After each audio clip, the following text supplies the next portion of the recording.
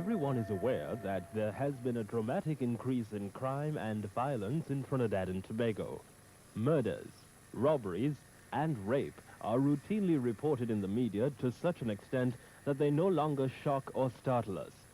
Once we are safe in the security of our homes, we tend to brush aside thoughts of crime and violence. But what happens when crime and violence invade the privacy of our homes? How do we deal with a situation when it is inflicted on children and mothers by members of their own family? How can we cope with the increasing incidences of domestic violence? Where does it begin? It begins with the young male child who is so full of life, who likes to play in a boisterous fashion, pushing, shoving, and releasing all that God-given male energy he possesses. Who are the primary caregivers of these children? In the vast majority of instances, children are brought up by women. It is the mothers, the aunts, the grandmothers who care for children, who discipline them when they're naughty. The men play a very marginal role and, not infrequently, are absent. The child goes to school, and once again, the vast majority of teachers in preschools and primary schools are women. It is women who correct, admonish, and spank the children. Do you know that it is possible for a child in Trinidad and Tobago to pass through preschool, primary school, and most of secondary school without ever encountering a male teacher? So when mothers and teachers under the enormous stress of financial and emotional problems lose their temper and physically beat children or lock them up in rooms, it seems to large numbers of these children that it is always females who are punishing, correcting, and nagging them as they grow up.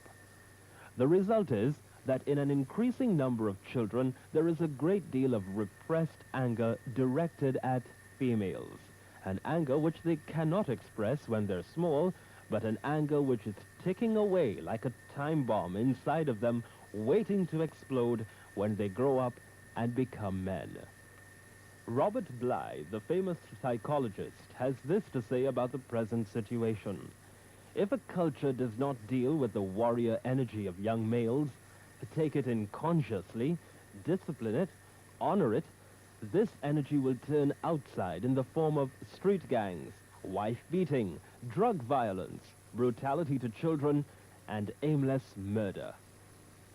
Is it not true to say that unwittingly we have produced the historic conditions for the development of a male warrior class? Children reared apart from fathers. Male status determined by combat and sexual conquest as so vividly depicted on television. The glorification of males who make huge sums of money as an end in itself rather than as what it is needed to support oneself and one's family. The result is that this warrior energy is often released in violence in the home, wife battering, incest, and child abuse. The situation becomes even worse when the self-esteem of the man is shattered, and this can happen in two ways.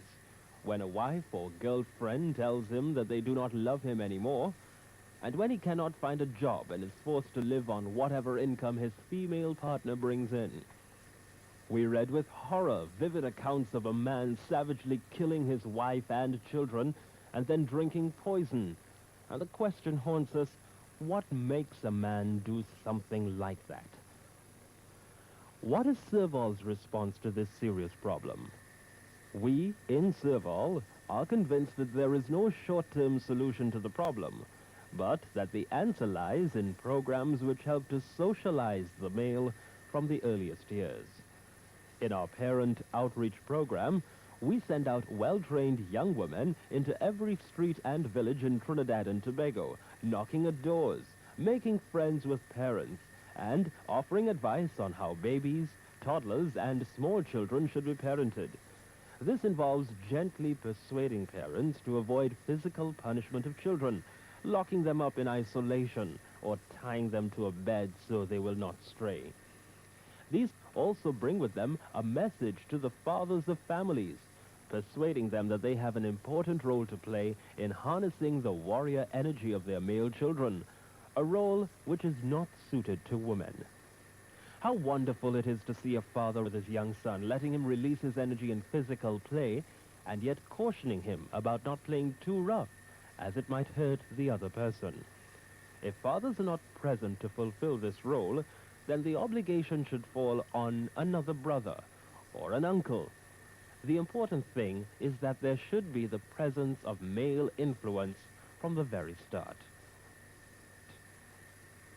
When the child reaches the age of 3 and enters one of the 150 early childhood centers which Servol administers as agent for the Ministry of Education, the teachers are trained to respect this male energy, to allow the little boys scope for releasing it, and at the same time help them to discipline it, especially in play with little girls.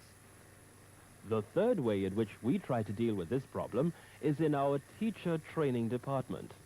We feel that teachers in primary and secondary schools have to be trained to deal with the emotional needs of children, just as much as with their intellectual requirements. We argue that it is an exercise in futility to attempt to teach basic academic skills, not to mention higher science and technology, to children who have been the victims of severe neglect, as well as sexual, psychological, and physical abuse from their home situations. Since crime and violence, particularly towards women and children, will come largely from those males who have been battered or over-disciplined by female caregivers, a concerted effort has to be made to help those adolescents articulate their buried pain and their anger, and allow them to come to terms with their past through some form of healing. Anyone who has visited one of the Servol Junior Life Centers for 13 to 15-year-olds and asks the question, "What do you like about this school as compared to the primary school from which you came?" will get the same answer 100% of the time. In Servol, they don't beat us. One wishes we could take each and every one of the viewers into a self-awareness class in one of the 40 Servol adolescent centers to look and listen as a trained instructor takes the group of 20 or 30 adolescents between the ages of 17 to 19 through an understanding of all that has happened to them from the time they started life in their mother's womb, and to witness them coming to terms with what has happened to them along the way.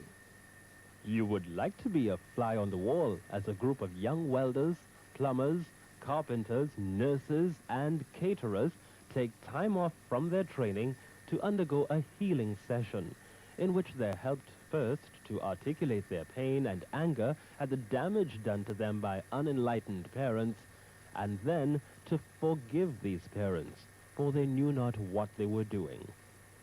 For 26 years, we in Servol have looked into the eyes of thousands of male adolescents. We have listened to them.